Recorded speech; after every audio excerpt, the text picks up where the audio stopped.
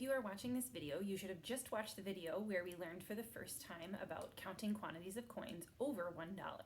And you're watching this video because you thought, hey, I'm ready for a challenge, I'm going to give that a try. It will be really helpful if you have your notebook and something to write with. So I'll give you a second, pause the video, and go grab that if you need it.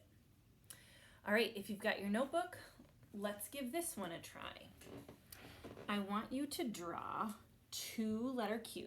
write 2 letter Q's, because we're going to have 2 quarters in this collection.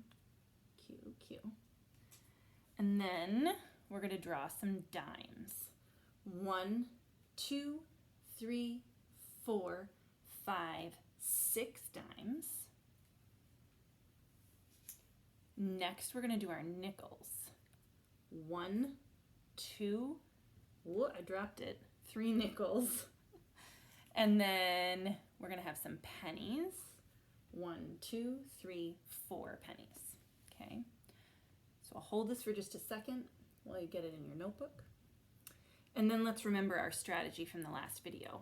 We're going to count our coins until we get to $1 and circle it. Then we're going to kind of forget about that and count up our cents to see how many cents we have after the dollar. Okay?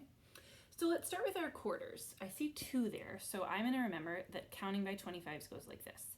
25, 50. Okay, so we've got 50 cents there. I'm going to jot down 50. Now I have dimes. Let's keep going, counting by tens. 60, 70, 80, 90, 100. Stop. Because when I get to 100 cents, 100 cents is $1. So I'm going to circle those coins and I'm going to jot down $1. Now I'm going to forget about that for a second and I'm going to count the coins that I have left after the dollar. We have a dime. That's going to be 10 cents. Okay, so we've got 10 cents here. Now we've got some nickels that we're going to count by 5s. 10, 15, 20, 25. So we've got 25 cents here, and we stopped because now we've got pennies. And our pennies are going to count by 1s. 25, 26, 27, 28, 29. So you can see this is a really easy way to figure out that I've got $1 and 29 cents. Here's how I'll write that on my whiteboard. $1 and, the decimal point means and, 29 cents. $1.29. All right. Let's get ready. We're going to do one more collection of coins. And remember, if you're challenging yourself by watching this video, if that was tricky, that's all right. Let's just keep going with another one. We're going to start with 3 quarters. So I'm going to write 1 Q, 2 Qs, 3 Qs. So we're going to start off with 3 quarters. Then we're going to do 2 dimes, 1 dime, 2 dimes. Then we're going to do 1 nickel. And then we're going to do 2 pennies. All right, so remembering that strategy, we're going to count till we get $1, circle it and forget about it, count up our cents, and then put them together. Do you remember how to count our quarters? 25, 50, 75. Okay, so we're not to $1 yet. I'm going to jot down 75. We've got some dimes now. We're going to count them by tens.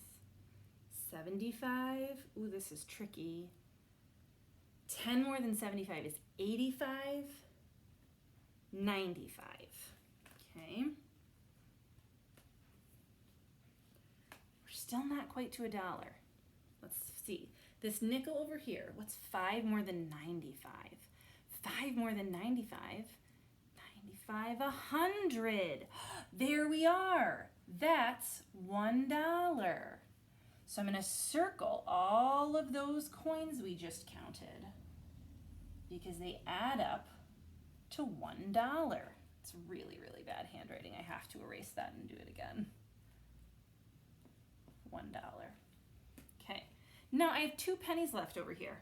I know that in a snap. That's 2 cents. Now here's the tricky thing. To write $1 and 2 cents, we need to write $1 and then we actually need a 0 as a placeholder because there's no 10 cents and 2 cents, okay? We wouldn't write it like this because that just doesn't look right. There's supposed to be 2 spots after the decimal point when we're making a quantity of money. So $1 and 2 cents. All right, thanks for trying the challenge video. The next 2 days we're gonna do things a little bit differently. We're gonna write down a number and then we're gonna find coins to make that amount. See you back here tomorrow.